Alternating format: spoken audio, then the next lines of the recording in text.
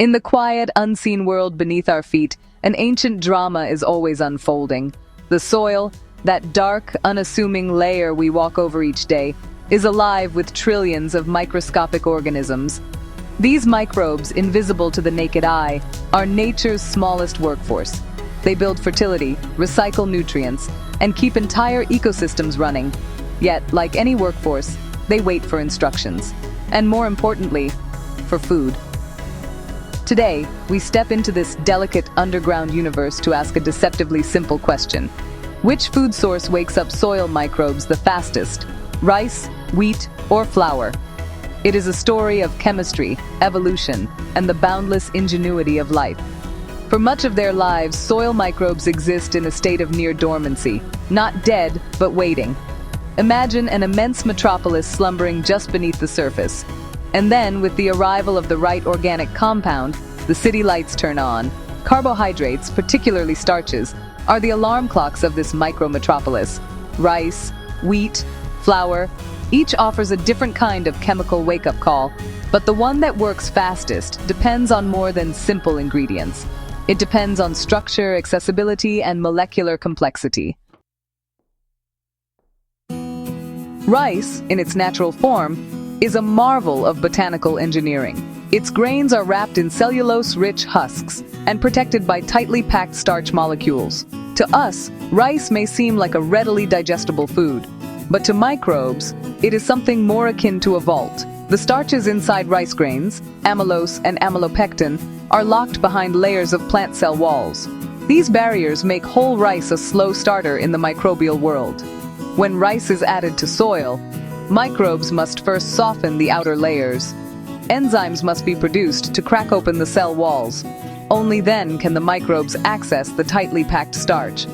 As a consequence, rice tends to wake microbes slowly, releasing a gentle pulse of energy over time. It is not a sprint.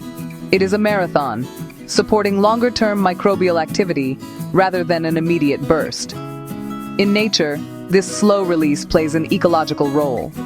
It helps stabilize soil communities, feeding them gradually rather than overwhelming them with sugar-rich fuel.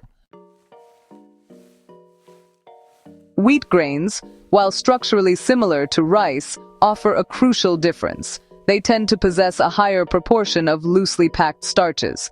The bran is thinner, the endosperm more accessible, and the grain softens more readily. Compared to rice, wheat is less dense, easier to infiltrate enzymatically, more quickly hydrated in soil. Microbes favor these characteristics. Upon contact with moisture, wheat grains begin to swell, loosening their structural defenses. Microbial enzymes then break down the starch granules into simpler sugars, triggering a noticeable rise in microbial respiration. In the underground world, this looks like a city waking up just a little faster. More life stirs, more biochemical signals cross the soil, and nutrient turnover accelerates. But wheat still retains its grain identity. While faster than rice, it does not produce the explosive awakening that occurs with our third contender, flour. Flour is what happens when you take a grain, wheat, rice, or otherwise, and strip it of its defenses. Grinding destroys cell walls, shatters starch granules, and exposes vast surfaces of pure carbohydrate. To a microbe, flour is not food hidden in a vault. Flour is food spread openly across the city square. Flour has three qualities that make it the fastest microbial activator. First, maximum surface area. The finer the particles, the easier it is for microbes to attach, secrete enzymes, and begin digestion. Second, disrupted starch structure. Grinding breaks crystalline starch layers, making them far easier to hydrolyze. Third, immediate solubility. Flour absorbs water rapidly, creating a moist environment that bacteria and fungi love. This leads to what soil researchers call a microbial flush, a rapid spike in microbial respiration and population activity within hours. In ecological terms, this is a storm of life. Microbes awaken en masse, consuming the flour like a sudden banquet. It is powerful, immediate, and short-lived. After this feast, microbial activity returns to normal once the easily digested starch is gone. The key lies in accessibility of carbon. Microbes are driven by carbon. It is their fuel, their currency, and, in many ways, their purpose. But not all carbon is accessible at the same rate. Whole grains, like rice and wheat, lock carbon inside protective structures. Processed grains, like flour, expose carbon instantly. Microbes respond with speed proportional to the access you give them. This mirrors patterns observed in agriculture, composting, and ecological restoration. The more finely processed an organic material is, the faster the microbial community will respond. After examining the science of accessibility, hydration, and starch structure, the results become clear.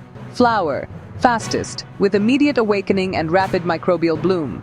Wheat, moderate, faster than rice but slower than flour. Rice, slowest, with gradual sustained microbial activation. The smallest change in food structure becomes the largest change in microbial behavior. In the end, this story is not just about grains or flour. It is about the complexity of life in soil, a world that moves slowly, quietly, but with astonishing purpose. A handful of dirt contains more living organisms than there are humans on Earth, and these organisms respond to the world we give them. Whether it is a whole grain or a fine powder, they awaken in rhythms shaped by biology, chemistry, and time. In this quiet underground world, even the smallest food particle becomes an invitation, a signal, for life to stir. And so, beneath every field of rice, every wave of wheat, and every kitchen where flour is sifted, the vast microbial orchestra waits for its cue to rise.